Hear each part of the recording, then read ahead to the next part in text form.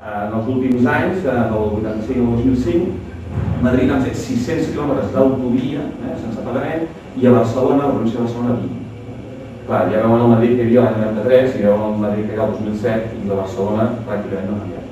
Clar, això és alguna més que els digui, és la concepció, la concepció de que tot el centre fer un gran Madrid i el resto són les províncies que van fer anirem fer.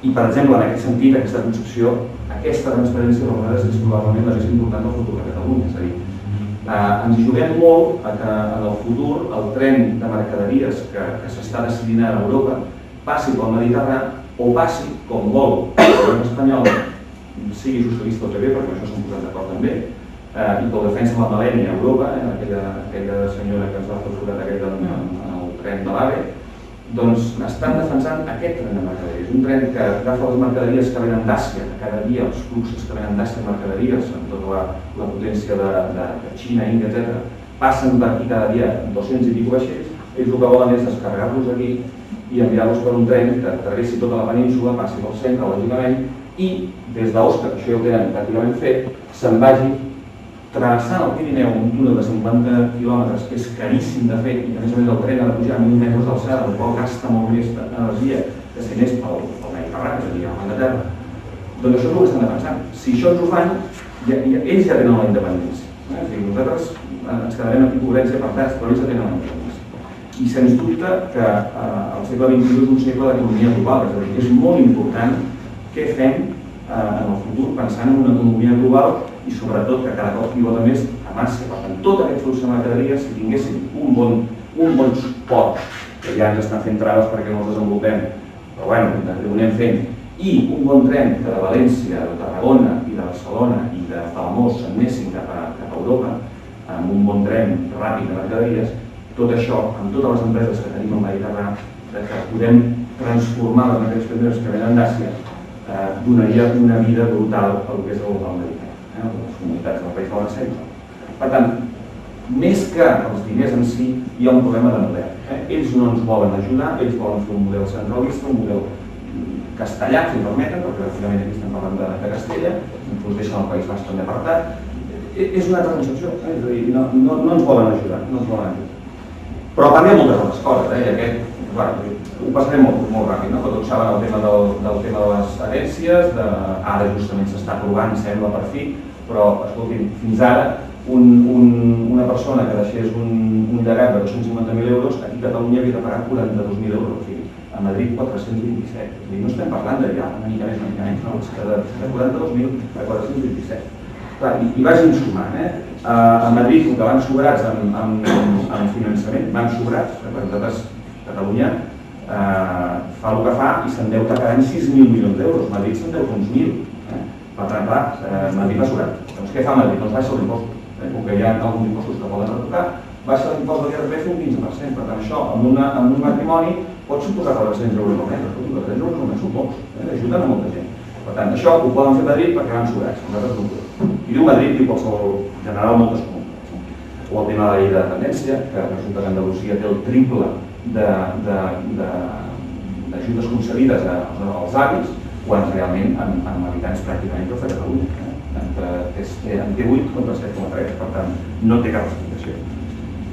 A nivell d'empreses, doncs miri, això ens va fer molt mal. Això resulta que fa un any Nissan va fer un expedient de regulació que acaba de 1.300 persones, 1.300 treballadors catalans, de la planta de Barcelona, i el nostre ministre, el Sebastián, se'n va a pactar amb Grup Renault a París, i clar, tots pensàvem que anaven a pactar sobre la planta de Nissan, i resulta que quan la premsa sortim de la reunió amb la direcció del Grup Renault Nissan i diu, no, si jo he anat a parlar de la planta de Valladolid i València. I què has anat a parlar? Doncs al cap d'un any el que ha sortit és que el govern posa 500 milions d'euros al Grup Renault perquè la planta de Valladolid es faci el nou cotxe elèctric en els pròxims 10 anys. Clar, quan aquí hi ha els 1.300 que tenim a l'expedient de regulació, ningú se'n recorda d'ells. Per tant, això no és només un problema de diners, és un problema de que no ens volen, no ens volen, són ells que no ens volen. I això ho vivim, ho patim cada dia al món econòmic empresarial. Bé, i com ens afecta això a la butxaca? Doncs la nòmina catalana és un producte que nosaltres hem dissenyat i ja l'hem llançat, això hem estat mesos dient que ho farien, i al final hem trobat el moment i ho vam fer el dia 1 i 3 de gener, que el que és un estudi que està recolzat per 6 economistes catedràtics de grans, per exemple, l'Eugeni Paluzie, el Josep Moravelles, és a dir, són economistes de prestigi, que el que fa és simular què passaria el dia de demà en un estat català si tot aquest dèficit fiscal, aquests 22.000 milions, els utilitzessin per reduir els impostos que paguem els catalans.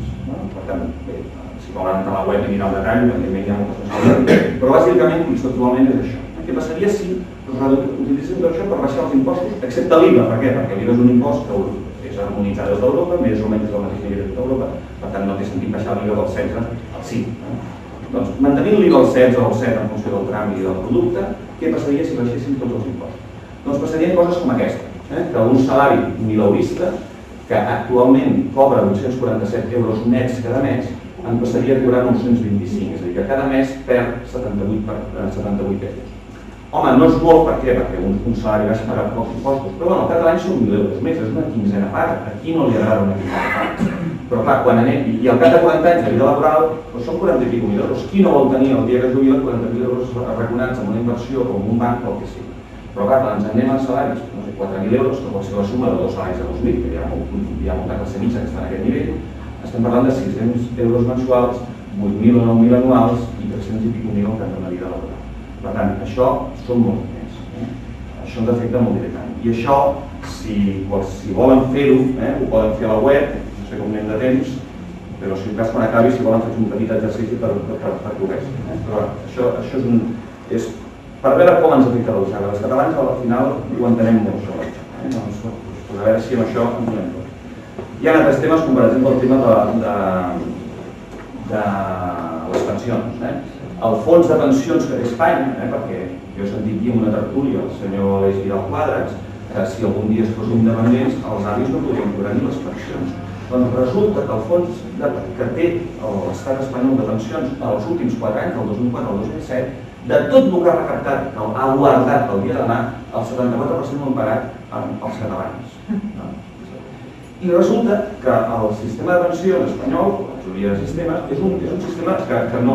El de la caixa és per si algun dia passa alguna cosa, però cada any es paga amb un de capta. Per tant, el dia demà, quan nosaltres siguem independents, tindrem molt superàvit comparat amb el que tenim ara, en concret un 13% de superàvit. Per tant, no pateixin la gent gran que el dia que siguem independents seguirem amb les pensions i segurament més, o podrem pagar més els nostres jubilats, que nosaltres sempre diem, són justament els jubilats catalans són gent que treballa 40 anys de la seva vida i han treballat de veritat, no com a altres llocs que es treballa menys que aquí i això no les cobreix. Per tant, la gent que jubila després de 40 anys de treballar, què menys que tenir un bon salari o un mínim salari digne per poder fer.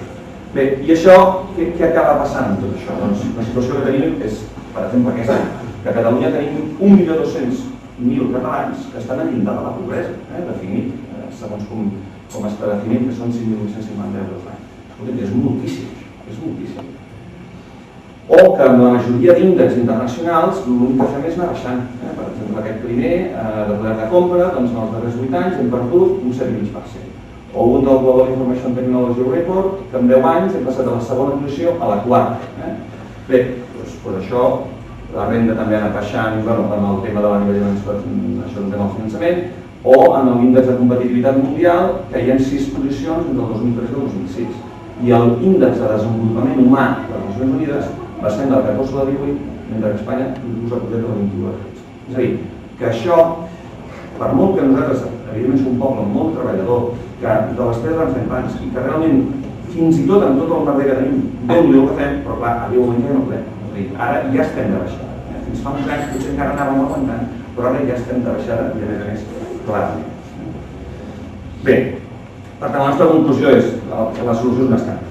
I per què un estat? Doncs perquè en un estat es poden fer polítiques d'estat, i és la part activa. És a dir, només en un estat pot ser polítiques d'estat. Per exemple, baixar els impostos en èpoques de crisi, i no al revés, com s'ha fet en el país. Per tant, per això necessitem un estat, per poder dominar l'economia i per poder dominar aquelles coses que ajuden al teixit productiu, i repeteixo, al final repercuteixen en però també polítiques d'educació i investigació. Si algú està content amb el sistema educatiu d'avui, doncs segurament és una rara avis, com Catalunya sempre havia sigut, i en la República, tot recorden, que havia sigut una mica l'excepció de fer les coses bé en aquest sentit. Bé, estem en mans d'uns que no tenen la mateixa mentalitat que nosaltres. Per tant, segurament, el dia que siguem un estat, la població canviarà, amb el temps que sigui, però canviarà. I en investigació podrem invertir més, etcètera.